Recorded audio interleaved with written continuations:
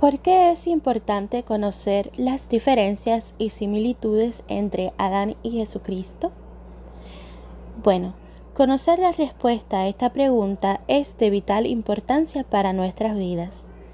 Tener el conocimiento exacto y verdadero sobre este tema nos ayuda a comprender mejor nuestra situación como seres humanos imperfectos. Hay un texto bíblico muy conocido tomado del libro de Juan, capítulo 17, versículo 3, donde dice: Esto significa vida eterna, el que estén adquiriendo conocimiento de ti, el único Dios verdadero, y de aquel a quien tú enviaste, Jesucristo. Así que, queridos oyentes, para poder beneficiarnos del sacrificio de nuestro Señor Jesucristo, primero que nada debemos adquirir el verdadero conocimiento que proviene de Dios. El conocimiento y la sabiduría que se adquiere junto con él nos libera de la peligrosa ignorancia. ¿Por qué? Porque todos los seres humanos tenemos un enemigo en común. Este poderoso adversario está empeñado en alejarnos de Dios, y por eso ha conseguido engañar a muchas personas con diferentes pensamientos que están basados en mentiras. Por eso vemos cómo diferentes religiones, incluyendo la cristiana, tienen diferentes interpretaciones y dogmas.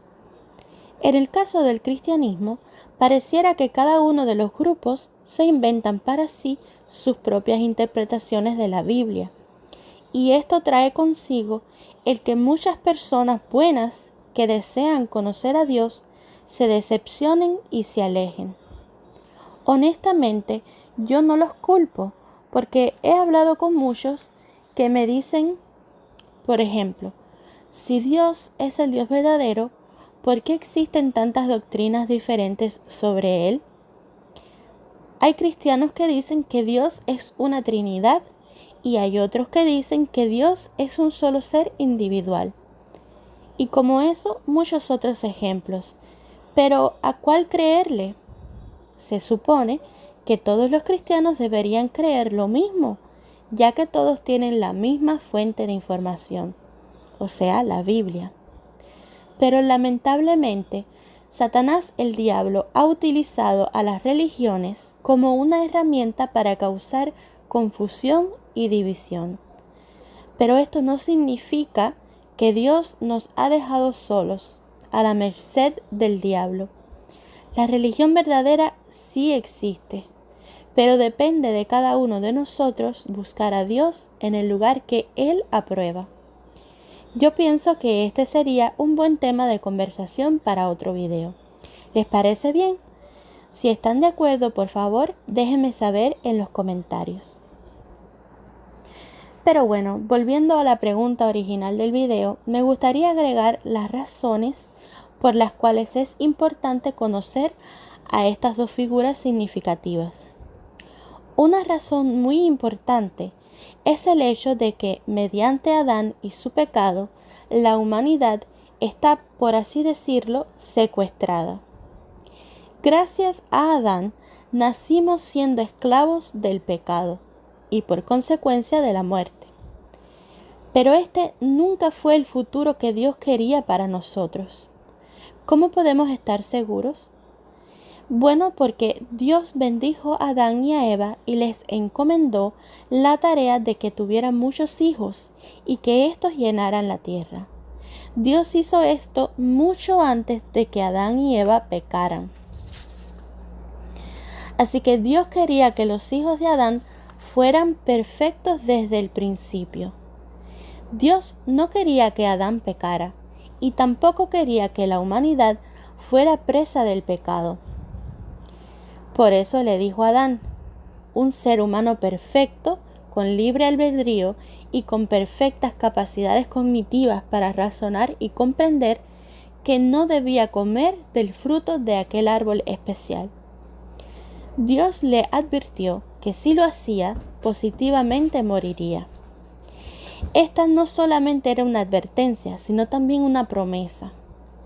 Adán sabía que él era el responsable de engendrar a la humanidad.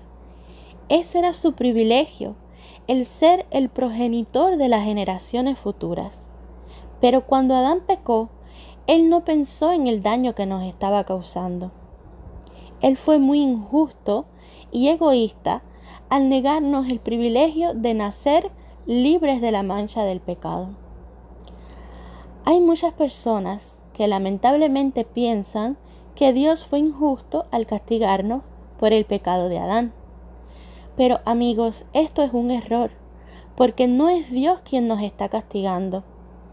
Dios no nos castiga por el pecado de Adán. Dios no nos culpa a nosotros por el pecado de Adán. Para explicárselo mejor, vamos a ilustrarlo.